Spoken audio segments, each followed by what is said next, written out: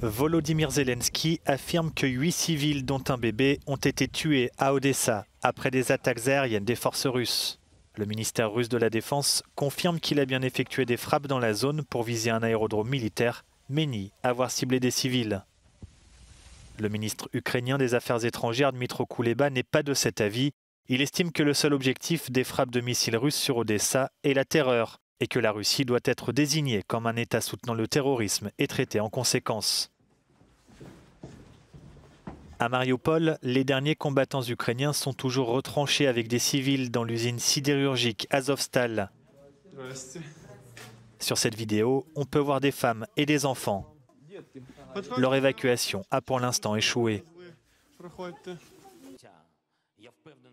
Cette situation critique a été évoquée par le président ukrainien lors de sa dernière conférence de presse tenue dans une station de métro. Nous avons dit que nous étions prêts à accepter n'importe quel format d'échange pour notre peuple qui est piégé dans cette terrible situation, dans un environnement aussi sanglant.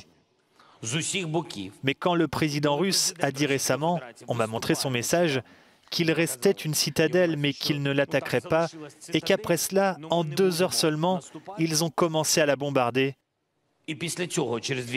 Toute question de confiance n'est plus sur la table.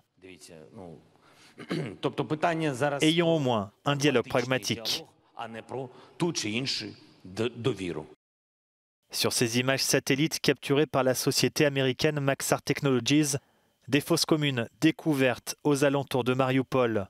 Selon les autorités locales, les soldats russes y transportent les corps des victimes. Des combats acharnés se poursuivent également autour de Kharkiv, à l'est du pays, où l'armée russe dit avoir procédé à plus de 1000 frappes en 24 heures. 3 villages situés au nord de la ville auraient toutefois été repris par les forces ukrainiennes.